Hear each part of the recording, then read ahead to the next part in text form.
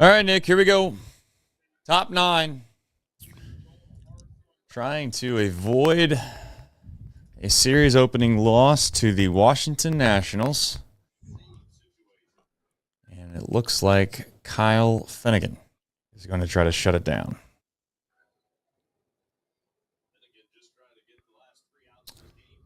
I may have missed this. Where is... Oh, no.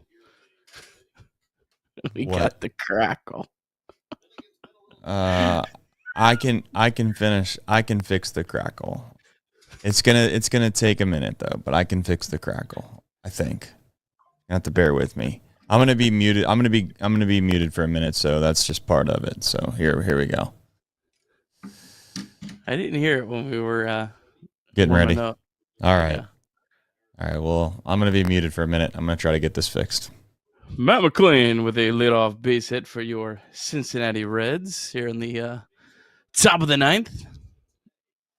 I haven't wrote a box score recap, so it's not going well. I think Kyle Finnegan had a rough last outing.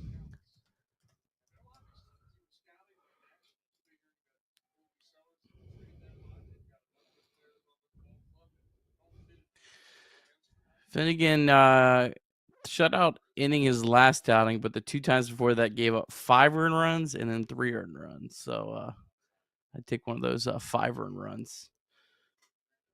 Gave up 5 earned runs on Friday night to the Padres.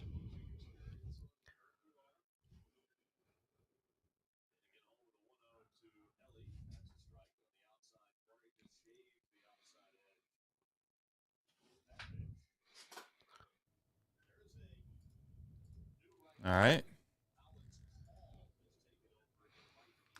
Maybe not. No, it's still there. Very pronounced. Okay, well, let me see if I can.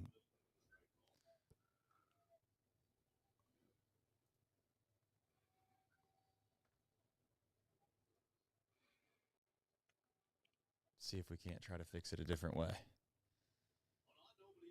Still pronounced.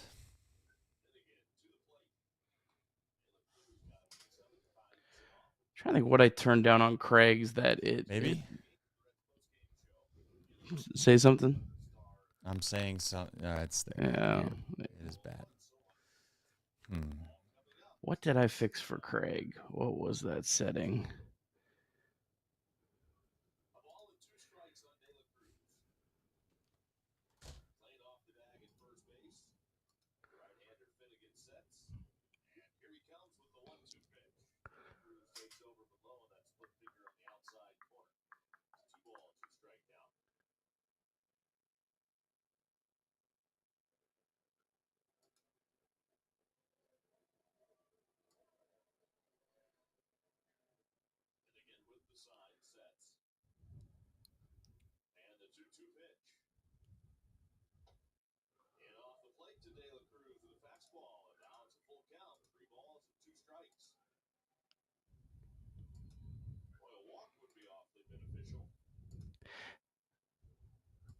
I think I did the noise gate for Craig.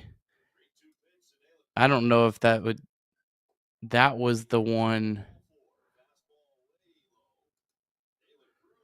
Or I think I did the compressor too. Yeah. Compressor and the noise gate was what still crackle? Yeah, so bad. My gosh. It's always something, man. Yeah. Had a tough run out of here late. I only got 2 runners on base. I definitely can adjust the noise gate. I don't know with Craig it was background noise, so I don't know if that's obviously the same. Different. It's like the USB that goes in from the roadcaster into the computer for whatever reason. Sometimes just frizzes out. I guess I don't know. I'm gonna keep unplugging things and plugging them back in. Hope for a miracle. Watch them come back and make this happen as I'm just running around with my head cut off. So I'm going to keep doing it. I mean, I don't know how they got two guys on, but we'll take it. Can't throw strikes, so.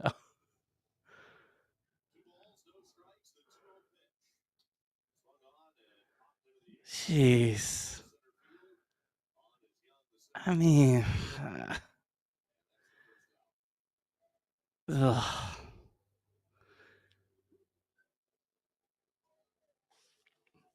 I don't want to limit guys swinging 2-0 at pitches down the middle, but man, this dude can't find the strike zone, and you give him an out.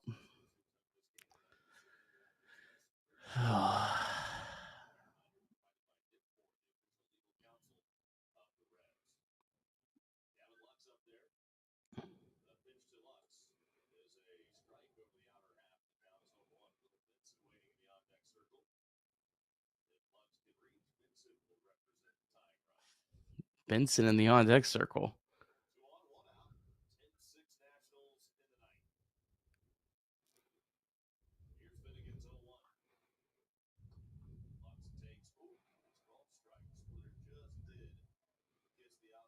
Oh, did Benson enter the game? I didn't even see that.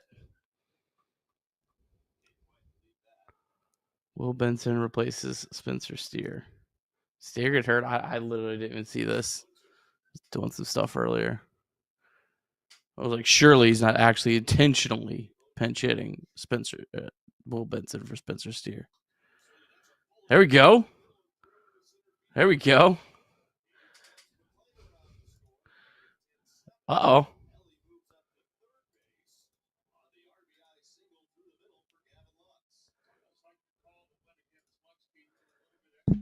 All right, Will. What happened to Steer? Did he get hurt? Did I miss this?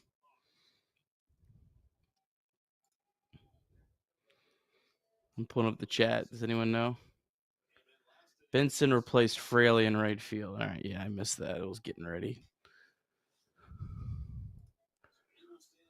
Come on. All right, well, no pressure on you. I know you haven't hit in like a week, but you're coming into the biggest spot in the game. No big deal, big boy.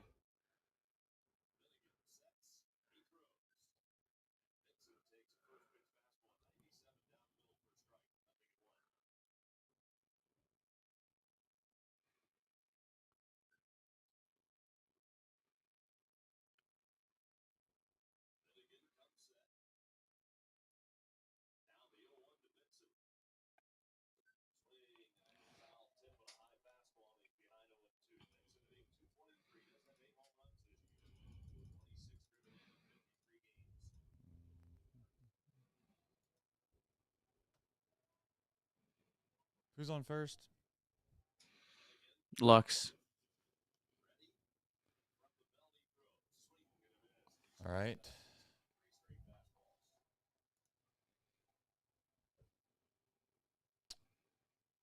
First pitch was the one. All right. I am not to jinx it, but I think I just heard the crackling. Damn. Is it? It's a lot better. It's significantly better, but it's a lot better. I'm gonna roll with it. If it gets really bad, then it is what it is. Start to work from it from there.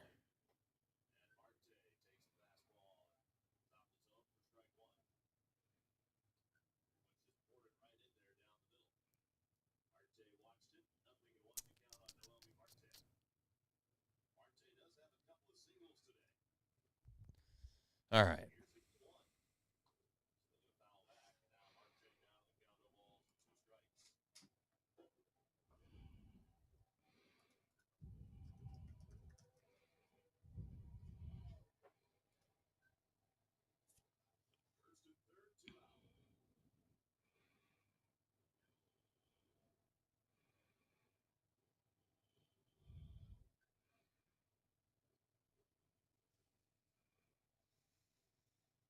I've completely missed this ninth inning, so.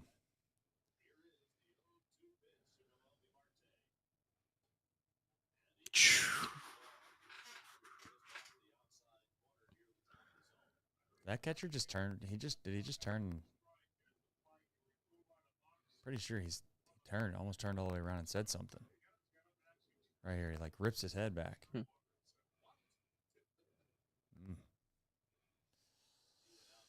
All right.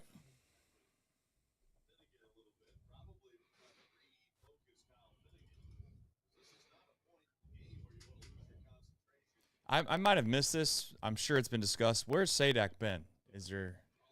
I don't know. I listen to the radio. You always say that, but I mean, I thought you'd be in the know. I'm not in the where's know. our guy at? The crackling's like all the way back. Oh.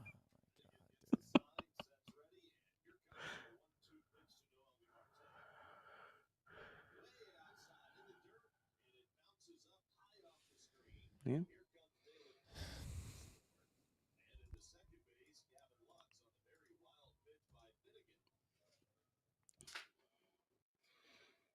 Try this way.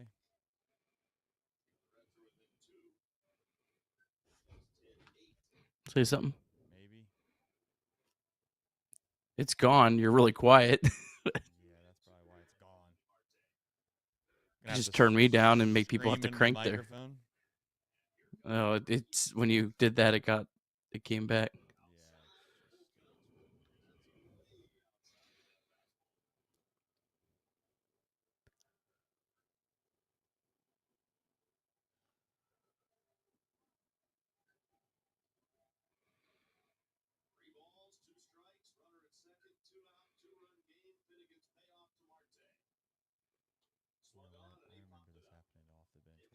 Yeah, there we go. Pop out. And that does it. I'm also, as we are getting ready to hit the intro, going to try to find a fix for this. What a brutal couple nights this has been technologically, and the Reds not playing well enough to win baseball games. So we'll be right back. And a bench to bench. Change in the air to deep right field. Back goes Clemente. That's the save. He's done. Get out of here, baseball. It's gone. Oh, my God. You believe it. Johnny Bench has tied it up. The Cincinnati Reds win the World Series in 4 straight. It was a sweep. In the dirt. It's a wild pitch. Here comes Bolster. The Reds win the pennant. Larkins won the game. That ball is fair. Cincinnati's ahead. 2 games to none. Welcome, Joe Randa to Cincinnati. Adam Dunn has done it again. Benzinger backing and calling. And the 1990 World Championship belongs to the Cincinnati Reds. Marty, yes. This is Adam from Milwaukee. Hey, Adam, how you doing? I'm good. How are you? Good. Do you think Scott Chatterbox is a good player? Dunn up there with the bases loaded. The outfield deep and around toward right. And the 1-0 on the way to the plate. Swung on. Long drive. Right field. And this one belongs to the Reds. And a high drive. Hit back into deep right field. Junior has just knocked the door down to the 500 club. Benson's first home run is a walk-off winner. That ball had a family. And De La Cruz is, oh my goodness, look at this kid run. My, oh my. That is a triple. Matt McClain's first big league bomb. Spencer Steer's first big league hit is a home run to straightaway center field. Joey Votto's done it again. The pitch. Votto swings high in the air. Right field. Yes! He pointed to the dugout to say, I told you. That is Joey Votto's 315th career go-ahead ribby. Only Johnny Bench had more as a Red. And I can't tell you how much it means to play in front of everyone here in Cincinnati as a Red. What a gift. What a tremendous gift. So thank you. Thank you. I think I can speak for all of Reds country. Joey Votto, thank you.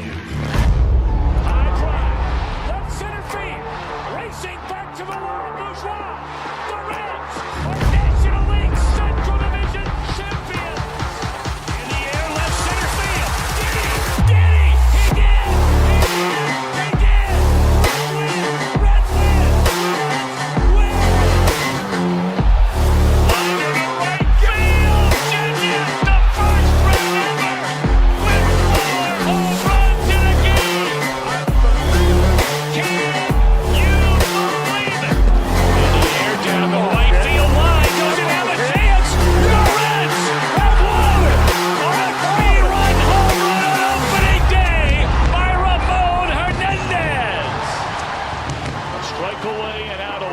It's Homer Bailey. Ground ball to third. Frazier gloves. Throw to first. And Homer Bailey, for the second time in his major league career, has tossed the no-hitter. Oh, God. Are you kidding me? Holy Moses, the second player in major league history to hit 7 home runs in the first 10 games. In the air, and the Reds win it. What a dream to get into the career of Jay Bruce. All right, Nick. The question of the day is going to be whether or not my microphone cooperates. And to be frank with you, I don't know if I fixed it or not, but I took an absolute Hail Mary home run that I think was a fix years ago on Off the Bench, but I don't know if it's going to fix it tonight. And if it does fix it, it's a miracle. It genuinely is a miracle that I pulled that off the top of my head at the midnight hour. But if it doesn't work, then I'm just going to say I'm sorry in advance. Thoughts? Felt good for a second, and then it came back. Yeah, I don't know what it is. Something obviously from a digital perspective, because there's nothing in the front of me that I can do to fix this besides probably shut the whole entire program down, turn it back off, do the whole song and dance, which I don't know if we have time for that. But is there any possibility throwing another Hail Mary out here? Yes. You know what? I don't know if that's actually probably not a good idea because I have my headphones all the way up. So if I turn you down anymore, I'm not going to hear you. So. Well, the only other Hail Mary, I can do one other thing. I don't know if it's wise. I can maybe pull the audio from, I guess, the camera. It's not going to sound great, but it'll at least not be crackling in people's ears. So there's that. But we can try it. You can tell me what you think. See what we I would say let's try it just so at least we have some audio for the podcast that's not unusable.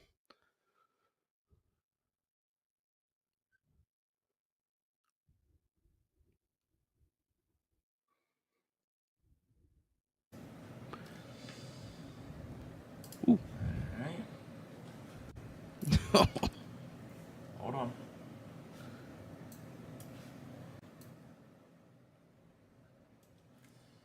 Try to work some magic here. It's going to sound like I'm talking out of an airplane. But it isn't crackling.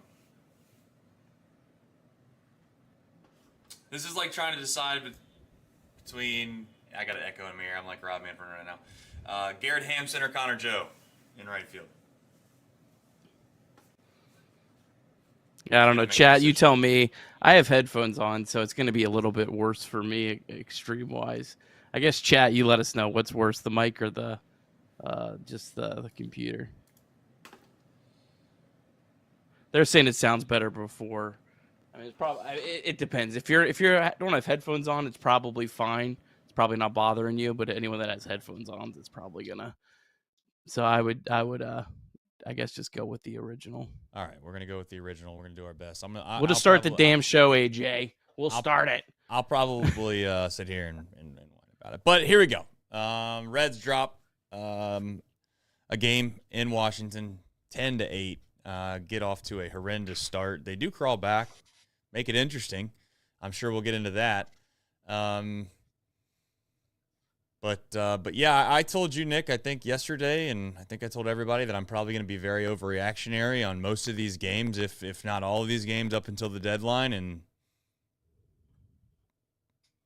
yeah, this is devastating. I don't want to say devastating because people are going to take that out of context, but like you've got to start winning series, and now they leave themselves with no room for error.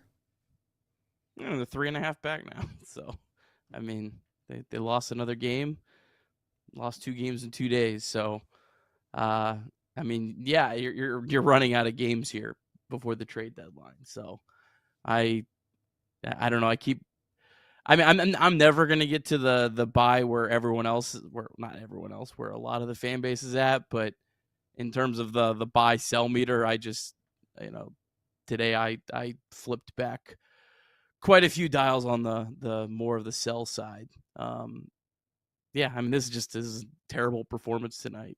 After you go out on Saturday and say we're trying to send a message to the front office that, we're trying, to give us some help, and then you go out and you give up 10 runs to the Washington Nationals. I mean, it's hard to say this is a team you should be buying for after a night like tonight. I'm with you. I don't know. I really don't know where to go on a night like tonight, especially as I sit here and I'm pretty much frazzled, if we're being completely frank, about the idea that my audio is just absolutely almost incapable of listening to, perhaps. But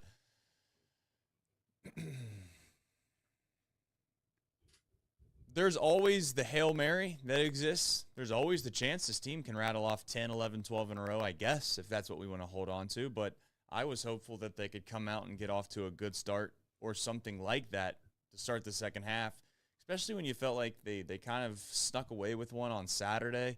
And then Sunday you had a huge opportunity, clearly, with the tie baseball game with basically 6 outs left for both sides, and you're incapable of finding a way to win that game. And then you come into Washington and you drop the first one, and your odds for making the postseason went from roughly 20-21%, probably down to about maybe sub 10% at this point. So, for those that don't like analytics, and I get all of that, and I'm not trying to take like the nostalgia out of the fact that this still can't be done, because it can. The real cold, hard truth is we're all screaming and yelling about going out and getting a guy that's going to get traded at the deadline by a team that's deemed themselves as sellers, with the Arizona Diamondbacks, who have a better statistical chance to make the postseason than we do. I hope people understand that. And I you call me negative, I guess. I'm just trying to be realistic here. That's exactly what we're doing. Half of our fan base is screaming and yelling about going out and trading and to get a guy that the other team that's trading them has deemed we're probably in a better position to sell, because we don't really have any realistic chance to make noise this year. They have a better chance to make the postseason than we do, based off of just pure math. Now, maybe you say that isn't the end all be all. To hell with the math, and that's understandable too, because I do like to believe. Do I think the season's over? No. But I want everyone to know how pivotal and key these games are. And I don't know who we blame. It appears, Nick, that I'm sure Singer will be the guy that gets blamed. But there were opportunities in this game to come back and win. We'll talk about it here in just a minute. Yeah, the other team too. I mean, you mentioned, so if you're just looking at the playoff odds, this was coming into today, and the Reds lost literally a whole game, so it's not even including that yet. But yeah, the odds for the Diamondbacks were 18, actually 19% if you round up. The odds for the Twins were 18%. That's another team people have talked about going and getting their closer, Duran, and the Reds odds coming into today were 12%. So yeah, I mean, like those teams recognize it's time to sell. Again, I'm not saying the Reds have to be like a fire sale, completely, blow the whole team up or anything, but there's not enough to say that, yeah, you got to go all in this year. I guess you could get completely lucky, but you would be basically buying to try to get lucky. And if that's your strategy, I mean, more power to you. I'll defer to you, but that's not really the way I would want to go about it. Me neither. I just don't want to do the same song and dance again. That's all. And I know people might take that the wrong way. I'm just saying, like, I don't want to just be non-active at the deadline, add marginal pieces in the offseason, and decide to run it back again and act like the saving graces are going to be the young core and guys developing, and Sal Stewart, he's going to be the next guy that's supposed to come up here and save this team. The truth of the matter is that I think they need to be aggressive, because I'd really like for them to try to make at some point here in the near future, make it to where this isn't the same thing that we continue to find ourselves in, where we're a 500 baseball team. And that's what we are. And I don't mean to be like overly pessimistic about it, but we just are who we are. And we try to convince ourselves that we're not that at some point, Nick. But we always find ourselves right back in the same spot, don't we? We're 2 or 3 games over 500, or we're 1 game under 500, and we rattle some off, and we start to believe again, and some guys are looking good.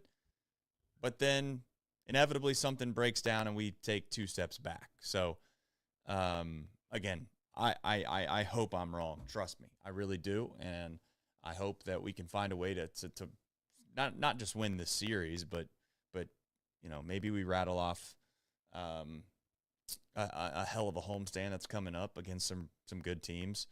But I don't know. I'm just wanting the front office to do something, and I almost want them to seem like they have a plan. And the plan to me would be that they're going to try to find ways to bolster this roster depth-wise, and even from an organizational standpoint that will allow us, hopefully, next year and the year after that, to be very competitive. That's all. Yeah, and I see it all over the chat. They haven't won since 1995. I understand that. So let's not try to luck our way to a playoff advancement. Let's actually try to build a team that can do something. There's no shortcuts for a small market team. You're not going to shortcut your way to having a good baseball team. You have to build it. It's the only way it's going to work. The Reds can't compete with teams like the Chicago Cubs straight up. The only way you can compete with those teams is if you have more prospects. So I don't know. I say it every night, so I'm tired of it myself. But there's no shortcuts to winning, and it sucks. It sucks that it's taken this long. It sucks that we've had year after year of losing baseball. But you have to be patient, and you have to do it the right way, or it's just gonna get even worse. All right. Well, let's see. Let's do the box score recap, and then let's get into it. I mean, there was chances to win here, so let's talk about it. All right, your box score recap. Brady Singer gave up 7 earned runs. The Reds tried to fight back. They put up 6 runs, but the bullpen gave up a bunch of runs. Reds lose 10-8. Reds now 50-49 on the season. All right, we have a deep drive of the day, and it came off the bat of an 18-year-old. I am going to butcher this kid's name, so I'm just going to call him Mariano. He hit his 4th home run of the season. It helps when Mariano Rivera was kind of a big deal growing up, so you can kind of say that name pretty well. But nonetheless, Mariano's hitting .287 with an .811 OPS this season. Mariano was the Reds' second highest international signing in 2024 for $1.6 million.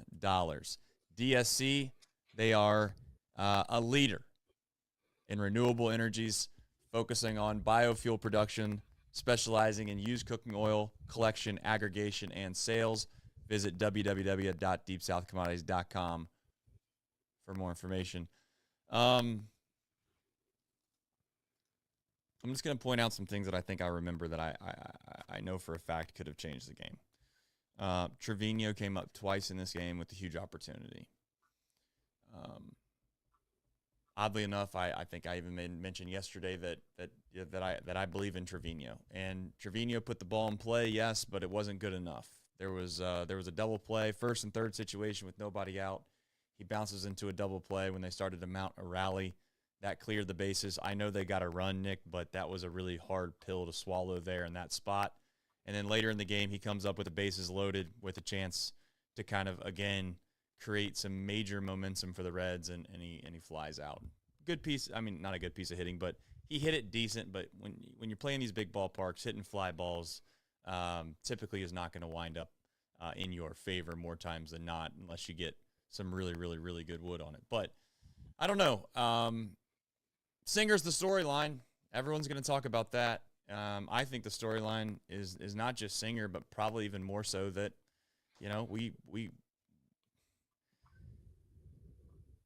we showcased that our bullpen once again, I think is just not very deep. I mean, there's just not a lot of guys to rely on out there. And, I know Lyon has not thrown the ball in a long time, Nick, so I'm not trying to overly criticize him, but I would also say, you got one job. That's your job, man. You've gotten relegated to a spot where that's pretty much the only opportunities you're going to probably get anymore if you're Lyon, and you drop the ball on it, It's the same concept of being kind of Trevor Rogers all year, where you come in, you're supposed to get the left-handed hitters out with guys in scoring position, and you can't hold an inherited runner to save your life. So does have a good ERA. Shout out to Trevor Rogers tonight. I said Trevor again. It's Taylor. But nonetheless, you get my point. It's just disappointing because you can see these issues from a mile away, and unfortunately, we've just not fixed them. Yeah, Singer's command was just all over the place early. He did get screwed on the first walk of the game, but he also about hit C.J. Abrams twice in that at bat. And so, I mean, when your command's that wild, it's going to be kind of hard to get every strike. So yeah, I mean, the 2 walks is what did him in, but he did leave the game, with it being a 5-0 game, and the bullpen had a chance to kind of shut the door. And the Washington Nationals bullpen is legitimately the worst in baseball by a wide margin. I think they were almost a half run worse than anyone else coming into today, and you saw that. And they gave the Reds chances after chances. And the Reds offense, I mean, still missed some chances, but put up 8 runs. Not all off the bullpen, but, put up 8 runs and got themselves back in the game. And if you could have got a couple more zeros, you could have won this game. So, yeah, it's just a tough one. Brady Singer's. But people were complaining about Trevino dropping a pitch. I didn't get a chance to see it. I literally missed the first 4 runs. I walked in the house, and they were basically up 4-0. I looked at the box score, obviously, but so my apologies. I can't really speak on the drop pitch. I'm guessing that it was a strike, maybe according to ABS, but he dropped it. I don't know this, but I didn't know if you didn't get a chance to see it, Nick. So be it. We'll just move on. But something to at least point out. Yeah, I think that I was listening to the radio, and I believe the pitch they were talking about, Welsh was talking about how Trevino. Well, actually, it might have been a different one. There was several. There was one later in the game where Trevino didn't get the call on a pitch that was a strike, but Welsh was talking about how Trevino was whipping his glove into the zone, and he felt like the home plate umpire tonight was kind of punishing Trevino for trying to obviously try to frame, and actually it was strikes. But so I don't know. That was what Welsh thought about it. But yeah, I don't think I saw the one that they were talking about.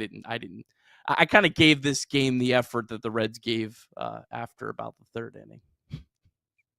Fair enough. To be clear, people were just suggesting that there was a clear strike that was a drop pitch. And if Trevino catches it, he probably calls it a strike. You don't know that for sure because you don't know what the umpire is going to call, but I do get the sentiment, so I don't want to just gloss over it if folks feel like that was a big part of the game. I genuinely don't know. So, yeah, I mean, I guess you could sit here and you could pat yourself on the back, I guess, Nick, and say that this offense did bounce back. They fought, and they gave themselves an opportunity really to notch the thing up at multiple different times. In fact, they were one swing of the bat away in the 9th inning, really, from being able to get this thing to a tie ball game. So, it's a good effort, but again, it's just not good enough, and that's been the kind of story so far of the season, is that you've had good moments, you've just not had enough of them to make it to where it matters. As they say, it's close only matters in horseshoes and hand grenades, and unfortunately, this is where we're at, and there's going to be some tough decisions that are going to have to be made. They're going to have to be made soon, depending on how this baseball team plays over the next few days. And it's a must-win game tomorrow. And I know people, laugh at me all you want. You can say that I'm overreacting, et cetera, et cetera. it quite literally is like must win. Like my point in saying this, guys, like when people take this out of context, perhaps, and they're like, you're gonna tell me that it's a season defining or a pivotal game or blah blah blah. Like, what I'm trying to say is this: if they don't win, and win relatively in a wide margin, like they can't just go 500 over the next week. If they don't do that, I'm not just saying I'm hopeful. The only real, genuine belief that I'll have in this front office is if they are aggressive and they sell their heart out. Because that tells me that at least they're willing to admit when they're not good enough. Or are we going to do the same song and dance we've done before, which is try to convince ourselves we're good enough when every other metric in the world tells you you're not good enough? That's all. So, I don't know. They have to win tomorrow, and we'll talk about, obviously, tomorrow here in just a bit. Singer, disappointment. What your overall feelings about him? Yeah, pitched really bad tonight. Not just the night in general. I'm just saying, like, as an overall, the last, call it, month and a half, it's. Yeah, he's been fine, clunker. Fine, clunker. I mean, that's kind of what you'd expected. I mean, thankfully for the Reds front office, Jonathan India has been atrocious in Kansas City, so at least that's not hanging over their heads. He wouldn't be. And you know, I mean, you can be mad about Singer all you want, but whoever else would be replacing Singer would have had these kind of clunkers. Like there's no way anyone in the Reds farm system that you called up would have, you know, they might have some good games, but they would clearly have games like this. So yeah, I mean, he's been a disappointment. It's a long season though. I'll be interested to see kind of what his final numbers look like.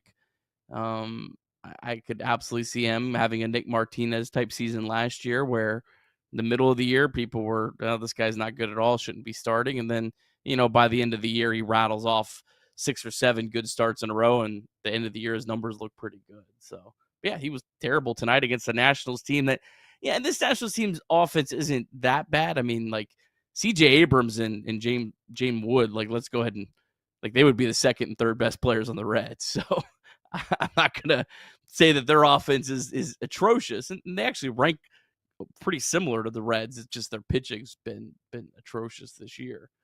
But yeah, I mean, this was a game, and so the thing to me, Trace, it's just a game like tonight, you don't hit a home run.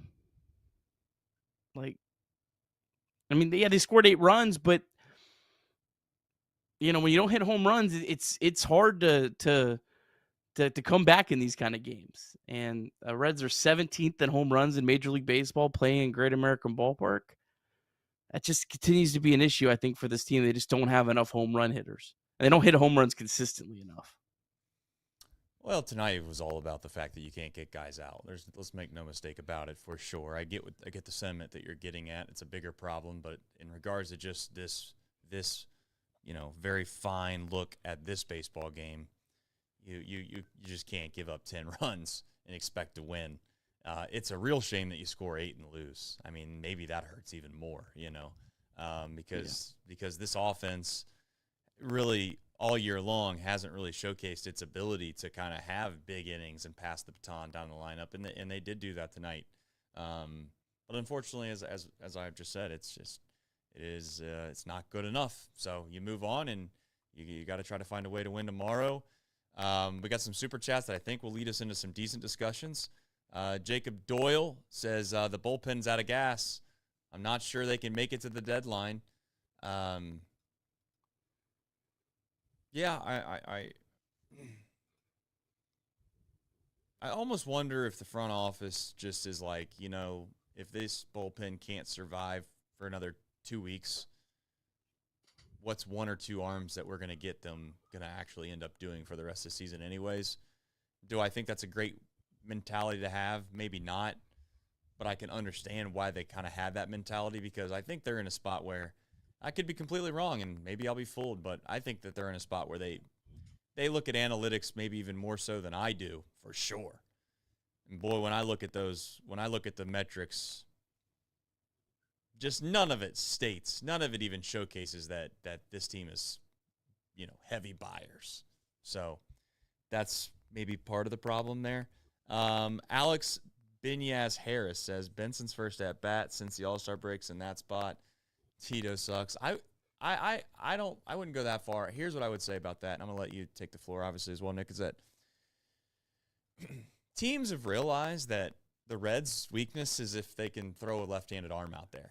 Like the Mets decided that they were going to utilize left-handed arms to try to go against the Reds, and I know that people are going to say, "Well, it didn't work. Look at them; they won the series."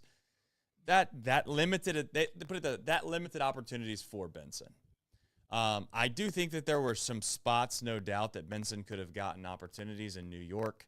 One of them was on Sunday when I thought Gavin Lux took an at-bat in the 9th inning where you kind of needed an extra base hit or what seemed like a home run to more than – the chances of getting 3 or 4 hits in a row in an inning is just so small that I would have loved to have a little more pop there.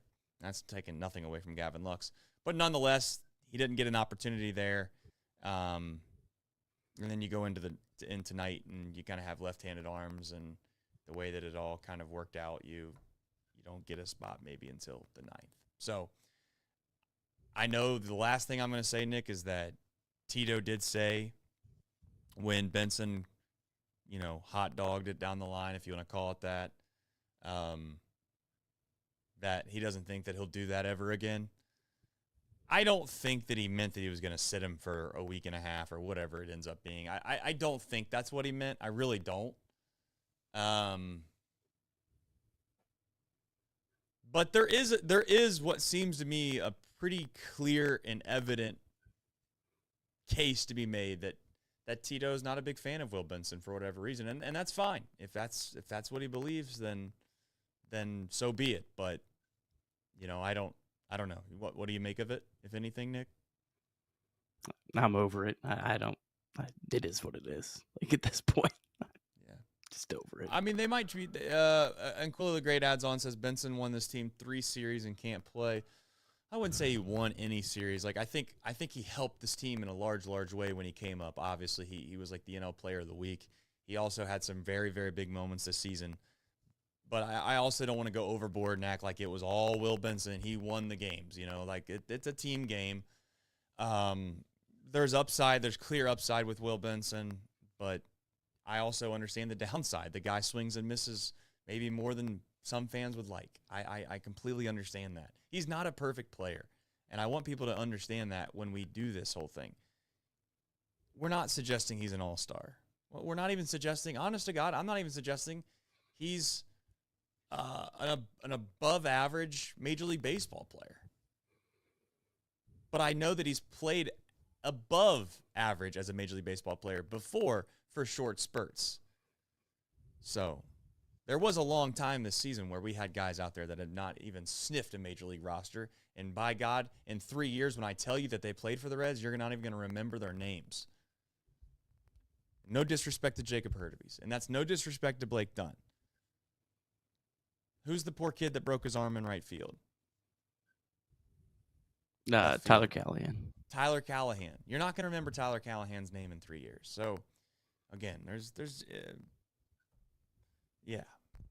All right, let's move on.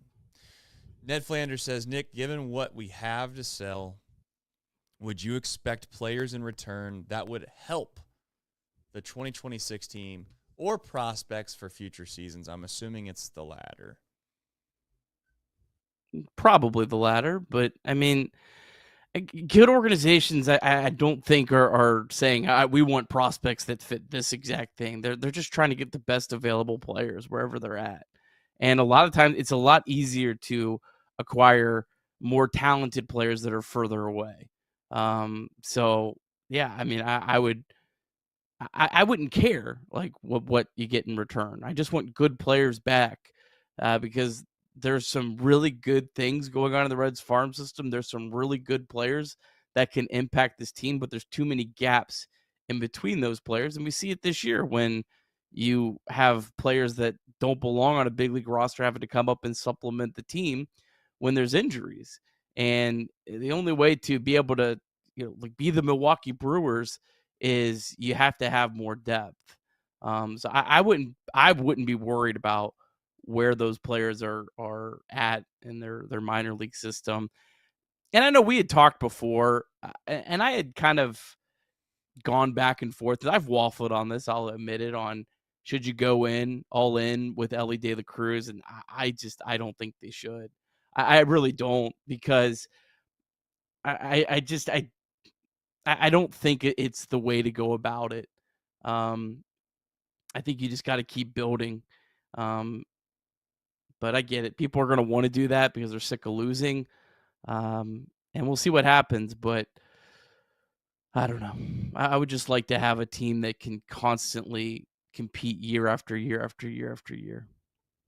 I would say this, though, Nick. I think that the opposite argument could be made that this league is not set up for that to happen. And I think we try to compare ourselves, or we try to look at maybe the golden childs in this league that have found a way to do it. And although I would say that there probably is a systematic way of doing it that can give you a decent chance to get the results that the Brewers, to give you the results that the Tampa Bay Rays have had, and even the Guardians, I guess, if you want to include them into that mix, because I think that's fair to include them. I guess what I'm getting at is, how much of that has been fortune too? How much of that has been just good luck? And I guess you could say good decisions can offer you the opportunity to get good luck. But there are times that make me think, and I'm not saying that the way the Marlins had done it in years past is the way to do it, but I could start to get behind the idea that you just focus on classes. And I know people might hate that. They might not think that's possible. But I'm okay. I'm okay with that train of thought. As long as this, Nick, as long as there's a consistent, genuine plan. And it just feels like that's the thing that has been missing, is that there is no plan. There is no genuine one sole focus in the organization. Sometimes it's, hey, let's keep some of these veteran guys around that we know are kind of, fan favorites, and we don't want to let go of them, and we don't want to trade them when maybe their values at a point where you kind of need to let them go. And again, this goes all the way back to the Jay Bruces of the worlds and, those types of players. You trade Aroldis Chapman for, basically it was a bad deal. Point is that you can't be half in, half out. So if you wanted to convince me, Nick, that, hey, over the next 3 years, we're going to make a concerted effort to try to be one of the best teams of baseball, and know that we're going to then have to make some wholesale trades to try to get another class that comes up from, call it single A type level players, then okay. The issue with that is that if you do swing and miss on one of those, you're irrelevant for decades. You're in a spot where you don't even get to see meaningful baseball for so long that you genuinely could lose complete disinterest. And I think that's where a lot of this fan base is. When I say a lot, maybe that's too much of it. There's some of this fan base that's just like, we don't care anymore. We've waited so long that I genuinely don't even want to listen to any reasonable argument or explanation on what the Reds should do, because they can't gain my trust. They don't have my trust. They have never showed me that they're a sound organization that's going to do it right. And then you have someone like yourself, Nick, that goes into the weeds of all of this, and you genuinely, I'll say it, a significant more about the details that go into what makes the Brewers and the Rays, and you want the Reds to emulate that as best they can. And I think that's where the discourse, if you want to call it that, happens, because you're not wrong. You're not wrong. And even the people that are shouting and saying, you know what, we're tired, who gives a rat's tail, go out and trade these prospects and get me some team that can get to the postseason, and I'll live with the result, because I don't care. I'll wait another 20 years if I get to see postseason baseball. That's a bad model, yes, but I understand why the sentiment exists. So hopefully, it's a long-winded way of me saying this fan base is going to be divided no matter what happens. And I would just ultimately say to everybody, that's normal and that's okay, because this organization has not given the fan base a chance, in my opinion, to be in harmony. They've not given this fan base a chance to come together. as one because they've not been good enough. And, it's sad. It sucks. But I just hope, to be clear, they make a decision and they stick with it. Don't keep Martinez. Don't keep I'll try to think of someone off the top of my head. I don't know who else I definitely want to see go. But you better find at least some value back for these guys that quite literally are going to play meaningless baseball towards the end of the season if you don't buy heavy. Yeah, you gotta kind of go one way or the other. And yeah, I mean, unless they literally can't lose another game in the standings. I mean, you lose one more game in the standings, you're clearly a seller at that point. I kind of think if they were right where they are next Thursday, they should be a seller. I think 3.5 is too far. That's my opinion, but I don't know. We'll see. We talked about it last night. It's a week where things could change rapidly. But today was, today was a big swing the other way. Yeah, listen, in 24 hours, they lost 100% of their playoff odds. It was a game and a half out on Sunday morning. I mean, so it's completely, yeah. I mean, Sunday evening. I mean, like Sunday in the 8th inning, they were right there.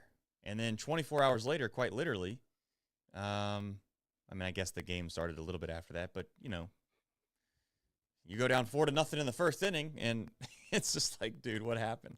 Or how do we get here so fast? But I don't know. That's nonetheless. All right. As always, 988 is a valuable resource for many. If you always are finding yourself in a spot where you think you need some help, it's okay to text and or call the number 988. Please remember, it's okay to not be okay. You can also visit mantherapy.org as well. Last few super chats here before we move on, Nick. Jake Warner says, who are some players that we can get in return for selling that we can actually control for a couple of years? We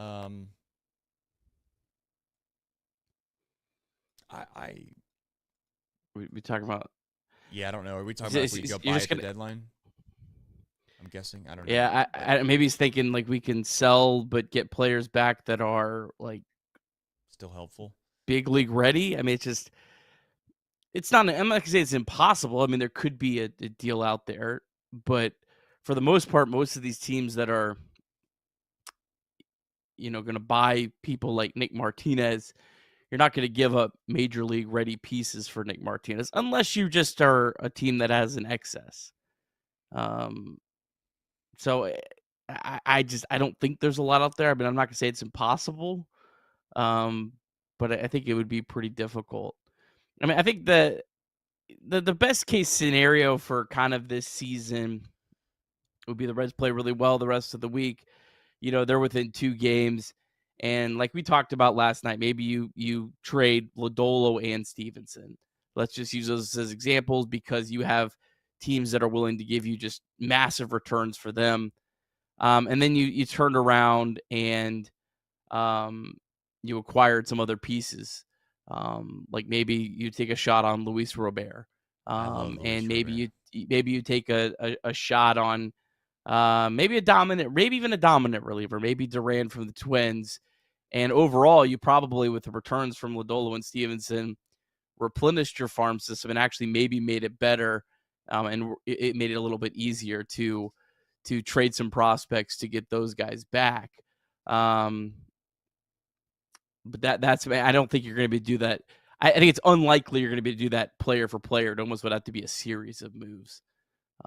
But the thing you have to, I think, also remember, my mind changed a little bit on this. I remember there was a really interesting, it was like a kind of a documentary on the MLB network a while back about the trade deadline.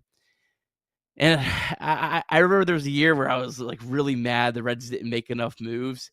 And when you kind of see all the details that have to go into one of these moves happening, it's a lot. And especially when things are flying on all different angles. So I know like it's easy to say it's their job, which it is, but it's hard to make 6, 7, 8 moves at the deadline. Like there's a reason you don't see many teams make more than like 3 or 4 moves max. So it is hard when you start getting into that many pieces of the deadline. Yeah. I mean, Pagan's another guy. Like, there's plenty of guys that you can sell to. You think that you could probably get something back in return that might yield something. I have a question for you in regards to Stevenson. I was thinking that today. People are going to sit there and they get all upset about the idea that basically you're left with no backup catcher. How much do you think like JT Realmuto would cost? Is it as a free agent this offseason? Yeah, like is that even realistic? I mean, he can't. Is it crazy to think he's going to yield that much? Because I mean, he's just so old, man. I mean, he's going to be. Catchers are crazy, man. I've said this before. I don't understand how to value catchers in their free agent dollars. I'll throw my hands up. I have no idea, because like Austin Hedges made $8 million either this year or last year. So I don't understand how catchers get paid. And there's been some catchers where I've looked at like, that's all he cost. Like, that makes no sense to me. So catching value is something I do not understand at all. So I don't know. I mean, again, I'd have to be blown away, absolutely blown away to want to move Tyler Stevenson. It would have to be a deal where I felt like that other team, I would want there to be dissension among that other team to make that deal, right? Like, I would want that other team to be like, that's one guy. I would want the Nick Kirby in the corner be like, dude, that's too much. You can't give up that much for Tyler Stevenson. Like, they better have someone in that room that says that if the Reds are going to pull off that kind of deal. So yeah, but again, it's just, and again, we're just throwing names out there of players that it would be right to shop on. Doesn't mean we want them traded for pennies on the dollar. Yeah. All the guys that I mentioned, I don't really know if there's anyone on this roster that I'm desperate to trade, unless the Reds completely crap the bed this week. Trace, we're also in a different spot too, because the Reds have valuable pieces, but they don't have like this one piece. They don't have like a Luis Castillo right now. That's a free agent at the end of the year that I know is going to bring a massive return. That there's you have to move now or never. Right. The only pieces that are kind of like that are sort of Lodolo and Stevenson, but you still could trade them again in the offseason if you wanted to. And everyone else, yeah, Austin Hayes has value. Nick Martinez has value. Some of those other guys have value, but you're not going to get you back a return that's going to most likely alter your franchise in any way. So it's a little bit of a different spot. Every player is its own entity at the trade deadline. Yeah, the only reason I like the deadline personally when trying to shop guys over the offseason is that there's 100% the pressure and or the fear of missing out on something when you're trying to do something to help your team win in the heat of the moment, and you're trying to also impress your fan base. Maybe not, but nonetheless, you're still trying to help your team get over the proverbial hump or whatever it is, whether you think that's going to help them get deeper into the postseason or whether you just think it's going to help them get into the postseason period. I just think that that's where your biggest chance, and again, maybe this isn't the case. I'm just assuming here a little bit, but I think it's your biggest chance to fleece teams. I think it's your biggest chance to try to get emotional buys. People are going to make decisions that maybe they would regret in the offseason, thinking, man, we just completely got a little bit of ahead of ourselves.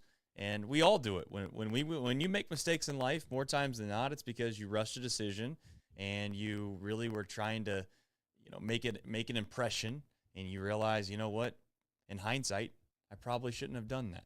So, any other final super chats here before we move on? The best example of this, for me is Lance Lynn in 2023. I remember I brought up the idea of, hey, Lance Lynn would be a good guy for the Reds to target because I think you could get him as a salary dump. And I remember everyone's like, Nick, you're an idiot. Lance Lynn's terrible. He was like a 6 ERA, which he did. But I was like, he's a guy that you could get that you might not have to give any prospects. And what ends up happening, the market goes so insane the Dodgers legitimately gave up, I think, a top 10, their 9th-ranked prospect for Lance Lynn and Joe Kelly. But, like, that's when you're talking about fleecing teams. That's it. Do you think the Dodgers would have gave that up for Lance Lynn in the offseason? No chance. But they were out of options. Like, and a team like the Dodgers, they can be a little bit more aggressive at the trade deadline because, well, hey, we can just go we can just go buy prospects for Gavin Lux. Right. We could do things that these other franchises can't do. Rob Manfred said on another podcast I had seen that he had said some comments that I actually liked a lot. I know people were in the comments absolutely killing Rob Manfred, but I don't want to get into that tonight. I'll save that maybe even for some off-season stuff, but I was a very big fan of what he said, and I think that people trash Rob Manfred, maybe don't like him, but et cetera, et cetera. I think he hit the nail right on the head when it comes to the actual real issue, when it comes to what you just said, trying to be competitive when you're a small market team. So we'll get to that another day, but I adored the comments. So I'll leave it at that. Michael Roth says 8 runs, 0 RBIs from our 1 through 4 hitters. I guarantee that is the first and hopefully the last that happens ever. I'd bet the Reds haven't scored 5+ runs all season without 1 RBI from 1 through 4. Yikes. Well, in fairness, Rolf, De La Cruz and Hayes walked a combined 5 times. So they didn't exactly have a ton of chances to drive in runs because they weren't really throwing a whole lot of strikes. Friedl walked too, once. Yeah, listen, they had the best opportunity that came in the game was at the hands of Trevino, and it stinks because it's the 9-hole hitter, but just the way that it fell, and they scored 8 runs though, guys. Like I don't know, you just can't give up. You can't spot the Nationals 4 runs in the first inning, and then you can't come in if you're Leon Richardson and let's give Barlow some flowers too. I don't know if we were ever going to get there. Yeah, but I'm glad you mentioned that. This dude just comes in the game, and the slider that he has is an elite level pitch. I mean, it really is. Guys swing and miss through that thing more. I mean, I don't want to sit here and act like Barlow is anything more than just a solid reliever, but boy, on this team, does he look like he is absolutely electric. And he cleaned up the mess pretty damn well, Nick. Like, this thing could have gotten out of hand big time. Lyon loads the bases up, and Barlow comes in and cleans it up. So shout out to Barlow. Yeah, I think if Barlow and Rogers would have been flipped, I think people would have been like, "Ooh, that was a great pickup." It's just funny how relievers work. Barlow was the guy you got for $2.5 million at the end of spring training. Rogers was a pretty big trade that we did an emergency show for. Like, that's how big of a deal it was at the time. And Barlow's been great. Rogers has the better ERA, but I think anyone that's actually watched the games knows that he hasn't been good at all. And it's just relievers. They're such a crapshoot. I mean, they are such a crapshoot, especially when you're talking about the non-elite guys, like these middle tier guys. I mean, the Nationals closer, Kyle Finnegan. I mean, he was a guy that was really good for a while, and he's been really shaky of late for them. Relievers, man, it's just it's tough. It's a tough gig. I feel for relievers. Yeah. Well, it's not an easy job either, right? Like, you can be great all year long, and then if you have one bad week of baseball or bad week of outings, and it comes in the most pivotal time of the season, and it comes when everybody starts watching, they don't care about what you did in April and May and how many times you got guys stranded at the end of the very end of March when it's freezing cold outside. They don't care about none of that. No one's going to care about that. Right. They only care about what you did lately. Talk about relievers being just absolutely fickle. I mean, I got on the internet tonight, started digging around about just free agencies because I was just curious, like, which guys were coming up that the Reds could realistically target that I thought would actually genuinely help them. And they obviously started listing the relievers, and it's just hilarious to see that Luke Weaver was he was like the third ranked reliever that they felt like was one of the best. It's just like, what in the absolute hell is going on? But I get why, obviously, but it just goes to show you that you just never know who's going to step up and throw the ball well. And I don't know if we're concerned about Ashcraft or not, but he's also kind of dancing a little bit in hot water. This is just a funny side note. I was listening to the radio broadcast, and Chris Welsh, I mean, he couldn't get it out of his mouth. He said Ashcraft has been really good. He hadn't given up a run, actually, and I'm counting up 1, 2, 3, 4, 5, 6, and 7 straight. Like literally says 7 straight games. The ball goes flying to the wall. Well, there we go. So he had actually been pretty good. He had been better than I thought, because when Chris said that, I was like, really? He's been that good? I don't. Right. Yeah, if you look at his last 7 games, and it was around an IL stint in between there, he's actually been really good of late. Better than I thought. Yeah, I mean, I know that, he's not been around a ton, right? He's not been someone that we could rely on a lot just because of the injury stuff. But his stuff has always seemed like it should play, right? Like when you watch Ashcraft throw, you're like, this guy's got a 99-mile-an-hour cutter. How does that not work in Major League Baseball? And it does. It has. But we'll see if he can continue to be consistent and stay on the field. So just a side note on Ashcraft. His peripherals look really good. Like Ashcraft is, and again, it's a small sample. It's only 40-something innings. But Ashcraft's first 3 years in the big leagues, it was all strikeouts per 9 in the 6s. He's up in the 9 right now, so he's increased his strikeouts, which we know typically works better for relievers. Walks are a little up, but not too alarming. Home runs. He is not allowed home runs, knock on wood. He's only allowed 2 home runs all year. And Ashcraft, if as a starter, wasn't like the world's worst guy giving home runs, but that wasn't a strength, was preventing home runs by any means. So he has prevented the long ball. Ashcraft, it's kind of weird how he's got there, but his numbers overall do look pretty good, especially for his first year as a reliever. Fair, very fair. And I don't know if it's really fair to ask Ashcraft to be your, high leverage guy his very first year in the bullpen. Maybe you can. I'm not suggesting that he's not a grown man and he can't do it, but he's learning, I would assume, just kind of things that also make him tick when he comes out of the bullpen, and he's hopefully continuing to get better and better each time he does it. So, final super chat here before we move into Reds MILB. Rolf says Manfred still uses a beeper.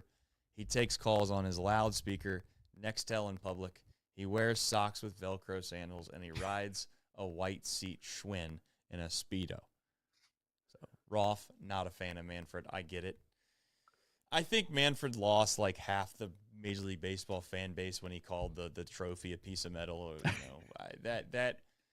that was his "where you gonna go" comment, right? Like it's one comment that you're just never gonna let down, and no matter what you do from here on out, people are gonna hate you. So it honestly would just be wiser to take on the villain role. But no, I'll stand by the fact that I thought he made some good comments, and I hope he finds a way to fix the damn things that he was talking about. I really do. So we will see. I think he's a billion times better than Bud Selig.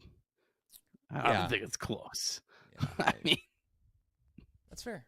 But off-season, we got plenty of off-season content to talk about. Reds MILB, it is Monday, so you got, what I would say, not a lot to talk about, but you do have the old DSL, Nick. Take it away. Yeah, the ACL Reds are in action right now. They trail the ACL Brewers 7-4. Tyson Lewis is 1 for 3 with a double. Arnaldo Lantigua, he is 1 for 3. No Shang-In Lin in action tonight. But we did have some action earlier. Good day down in the Dominican Summer League. The DSL Reds won 6-0. The DSL Rojos won 4-2.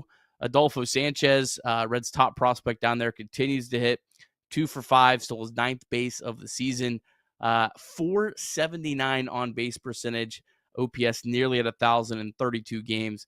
That is really good to see. One of the most talented players I'm assuming he probably next year would maybe move up to Daytona.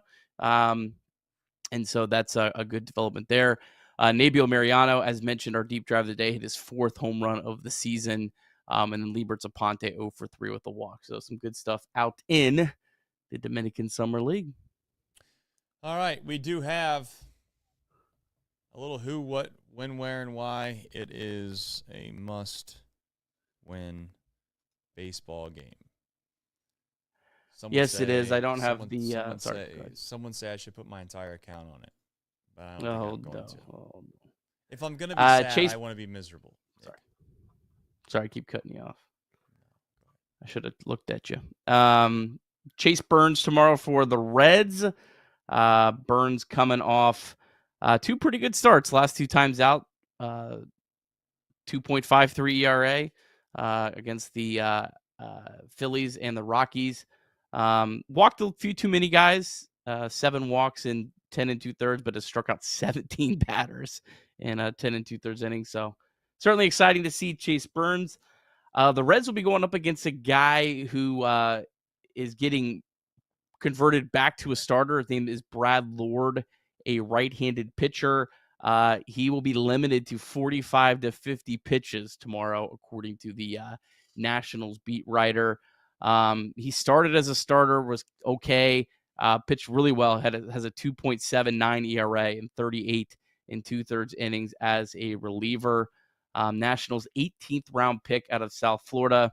Mostly a 4-seamer, slider, sinker, changeup, fastball, averages 95.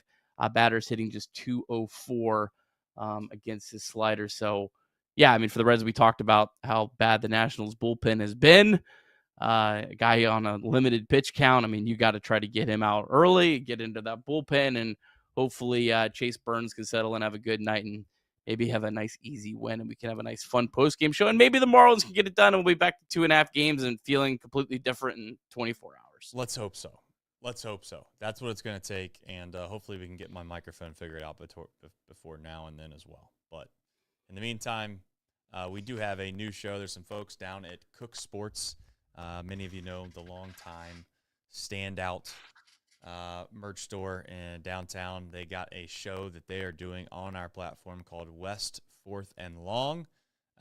Check them out. Their first episode is now up on our YouTube channel, so you can log into that maybe later when you got some downtime, perhaps right after this show, and check it out. And as always, we have the Flying Lion and FC podcast now on Chatterbox tomorrow as well. Nick is telling me that they will be on here better than ever tomorrow. It's only a day away. Here we go, folks. This is it. It's nut cutting time. You don't win tomorrow. We get on here. We start to talk about some things that maybe we don't want to talk about on July 22nd. We find a way to win tomorrow, and we keep the dream alive. You know what's fun about it? To me, it's fun that I get to sit down tomorrow, and in the first inning, I'm going to treat it like a postseason game. Is it a postseason game? No. Can I try to trick my brain into thinking that it's an absolute must, necessary win? Yes, I can. Do I think it's a necessary win? I do. Will people think that I'm absolutely a lunatic and say I'm crazy and I'm a stupid fan for thinking that any game in a 162-game regular season is an absolute must-win? Yes, there will be people that think that. And we would just have to agree to disagree. But do me a favor. You guys, yes, OTB update. I'm working on OTB. Yes. Just what you have to do, I feel like I'm Nick Kroll right now. I know there's not been any updates, but you got to have some faith. There will be some updates here. Not relatively soon, to be clear. I'm thinking probably, if I had to guess, okay, probably the second week of August, there will be an update. I know, hopefully that it will make some of you happy. Mike Hart, leader of Ben in the chat, telling us that we should also probably promote Chatterbox Reds Day a week from tomorrow. That's probably what we should do as well. Nick, you have the better microphone, so I'm going to kind of let you basically run the show here with it when it comes to this. But I did confirm. I think my entire family is going to head down there. So I'm excited about that, and I am excited to see many of you. I really hope that we see a lot of you there. I would love to, shake your hand, meet you for a second, at least if nothing else, talk a little Reds baseball, and build the community that we've continued to try to foster and grow as we've moved on here throughout what will be our third season doing this, Nick. So Third season. Go ahead, Nick. Take it away. Tuesday, July 29th. That is next Tuesday, 4:30 to 6:30. We will be at Smoke Justice in Covington, talking Reds baseball, eating some smoked meats, and drinking some smooth bourbon. Maybe not, because I think I'm driving back Tuesday night. So maybe a tiny bit of smooth bourbon for me. 4:30 to 6:30. First 50 guest traits. Yes. We'll get a free Chatterbox T-shirt. Nice. Got some pretty cool stuff. Sean Spurlock is getting the presses ready for those. I heard today. So love to hang out with you next Tuesday, 4:30 to 6:30. We would really appreciate it if you came. It's, to be completely honest, it's hard to get sponsors, and it looks good for us if we bring a lot of people. So if you like us, we'd love for you to show up. We would love to meet you, but it would also help us continue to bring you more content. That's it. Thank you. And thank you for your support, man. There's a 200 plus in here after a pretty tough loss on a night like tonight when the season's starting to kind of fade what seems to be into the sunset. But you never know. I mean, there's always a chance you can rattle them off. And personally, it feels like we're in the seventh inning of a tie game to a certain extent, if you want to use the analogy of a baseball game. And we're trying to plate some runs here in the seventh inning to convince our manager to bring out his best relievers to try to close the door down in this game. Otherwise, you give up 2 or 3 runs here in the seventh inning, you're probably going to punt and throw some guys that you don't think are your best for the rest of the game. That's where we're at. Seventh inning. I'd say it's still a tie game. There's a chance we can scratch out a run or two here over the next week and a half, and we can convince this front office that it's worth going for. Otherwise, if not, then it is what it is. So thank you. Like the stream if you haven't already, and hopefully tomorrow my microphone will be back better than ever, as they say. Take care. We'll see you tomorrow, everybody.